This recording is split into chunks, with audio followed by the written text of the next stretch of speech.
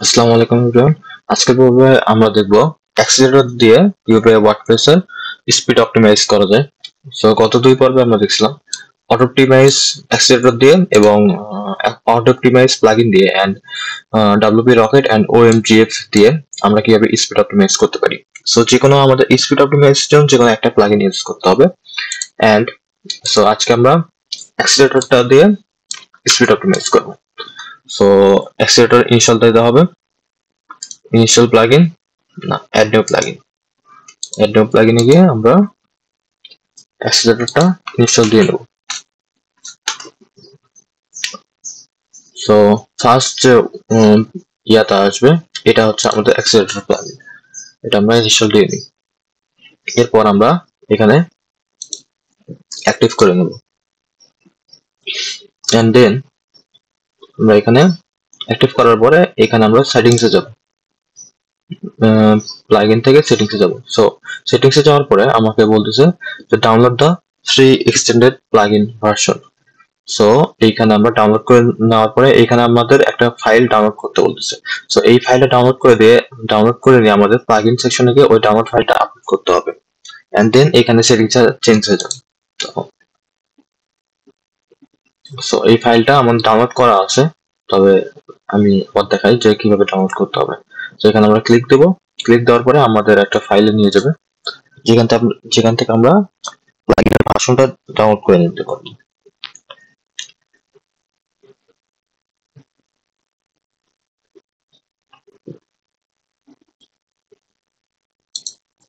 ওকে, আমাদের এখানে নিয়ে গেছে। সো এখানে আমরা ডাউনলোড ফর ফ্রি, সো এইটা আমরা ডাউনলোড করে নেব। এটা আমরা ডাউনলোড করে নেব। আমার যেহেতু ডাউনলোড করা আছে এখানে আমরা ডাউনলোড করে নেব। ডাউনলোড করে নেওয়ার পরে আমার যেহেতু ডাউনলোড করা আছে সেটা আমরা ডাউনলোড করে নেওয়ার পরে মনে করুন আমরা এখানে আবার প্লাগইনে যাব। প্লাগইনে গিয়ে ইনস্টল প্লাগইনে যাব। ইনস্টল প্লাগইন দিয়ে আমরা এখানে অ্যাড নিউ প্লাগইন দেব। অ্যাড নিউ প্লাগইন দিয়ে আমরা ফাইলটা আমাদের যেহেতু আপলোড করতে হবে একটা ফাইল, সেহেতু আমরা আপলোড প্লাগইন দেব।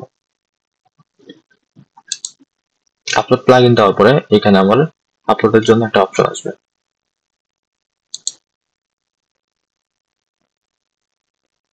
ওকে, সো আমার যেহেতু ফাইলটা ডাউনলোড করা আছে, সো আমরা এখান থেকে দেখাচ্ছি অ্যাক্সিলারেটর। এটা আমরা ইনস্টল দিয়ে নেব। যে ফাইলটা আমরা ডাউনলোড করতে হবে, অর্থাৎ এই ফাইলটা আমরা ডাউনলোড করতে হবে, এটা একটা ডাউনলোড করে নিয়ে আমরা প্লাগইনে গিয়ে এটা ইনস্টল দিয়ে নেব। এরপরে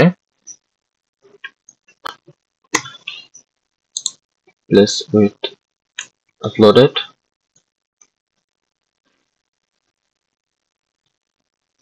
ওকে, এখন আমরা গো টু প্লাগইন ইনস্টলারে যাব এন্ড এন্ড ইনস্টলারে গিয়ে এটা আমরা আপডেট নিয়ে নিই। আমার প্লাগইনটা ডাউনলোড করা ছিল আগে, সো এটা আমরা আপডেট করে নিলাম। এখন আমরা সেটিংসে যাব। এখানে দেখতাম এক্সটেন্ডেড এন্ড লিমিটেড করা আছে। সো সেটিংসে যাওয়ার পরে এখানে আমার সেটিংস চেঞ্জ হয়ে গেছে, আগের সেটিংসের মতো নাই। তো এটা হচ্ছে আমার অরিজিনাল সেটিংস। সো এখন আমরা কি করব, এটা আমাদের সেটআপ করতে হবে। সো আমরা বিগিন সেটআপ এন্ড উইজার্ডে যাব। যাওয়ার পরে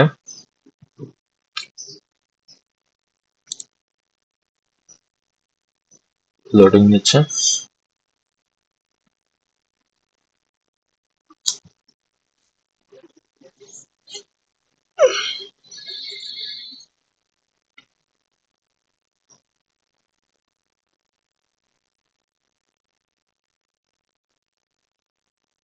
ওকে, লোডিং নিক।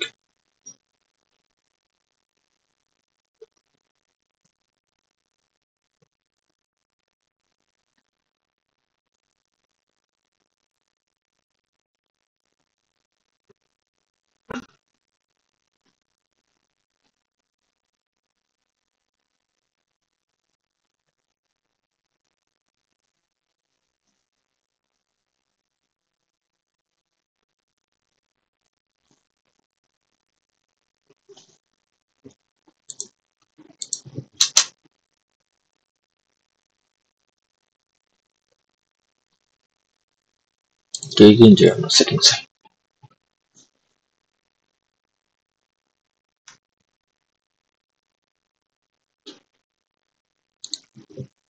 তোমার সেটিংস আসলাম। এখন আমরা সেটিংস আসার পরে বিগিন উইজার্ড দেবো এখানে উপরে, অথবা এখানে নিচে দেখবেন সেটা বিগিন। ওকে,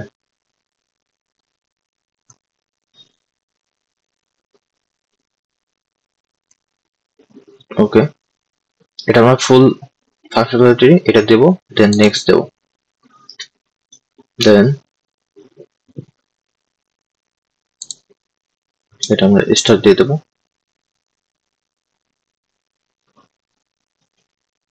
আমাদের অপটিমাইজ হয়ে আসবে।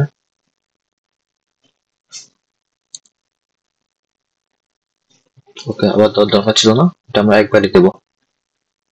এরপরে আমরা নেক্সট চেকস দিয়ে দেবো, high score always up to data content.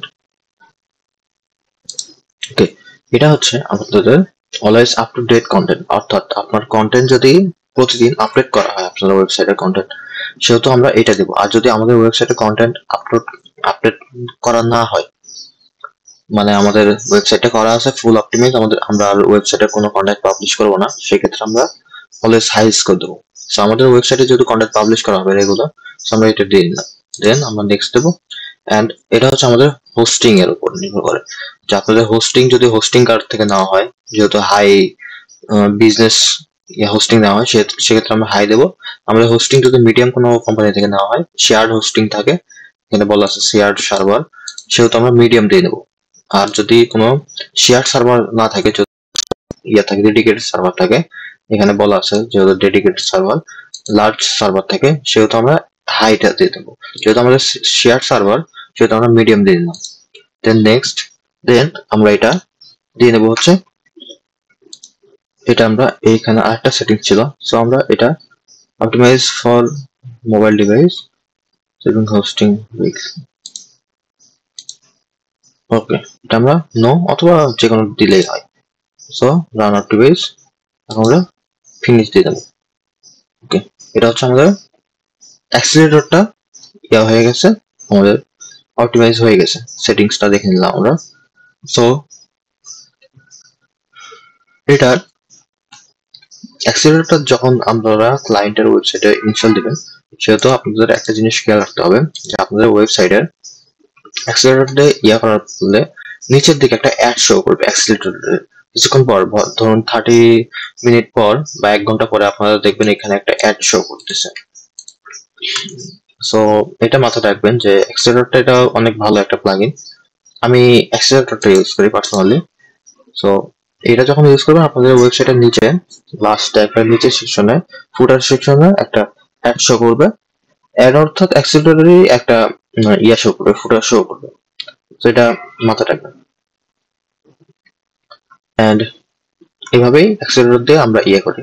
So সামনে আমাদের ওয়ার্ডপ্রেসের স্পিড অপটিমাইজেশনের ক্ষেত্রে এগুলাই ধাপ আমরা ইয়ে করি। আর হচ্ছে আপনাদের একটা জিনিস মাথায় রাখবেন, সেটা হচ্ছে ইমেজ যখন আপলোড দেবেন, তখন ইমেজের সাইজটা, ইমেজের কোয়ালিটি যেন ঠিক থাকে, কিন্তু ইমেজের সাইজটা যেন কম আসে।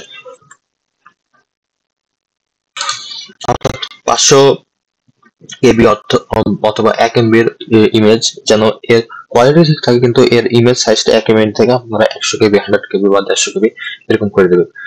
সেক্ষেত্রে আপনাদের স্পিডটা অনেকটা অপটিমাইজ হয়ে আসবে। এগুলা কাজই আপনাদের করে হচ্ছে এগুলো প্লাগইন। সো ওয়েবসাইট যখন প্রথম থেকে যদি বানান আপনি, তখন এগুলা যদি মাথায় রেখে বানান, সেক্ষেত্রে আমাদের এগুলো প্লাগইন ইনস্টল না করলে হয়। যখন আপনাদের ওয়েবসাইটে প্লাগইন ইনস্টল করা লাগবে, সেক্ষেত্রে আপনারা অপটিমাইজ অথবা অ্যাক্সিলারেটর অথবা WP রকেট, যখন যেটা আপনার, আমি তো অনেক প্লাগইন ইউজ করছি, সো এই 3টা প্লাগইনই সব থেকে বেশি ভালো। সো যে কোনো একটা আপনারা ইউজ করবেন। আজকের মতো এখানেই। আসসালামু আলাইকুম।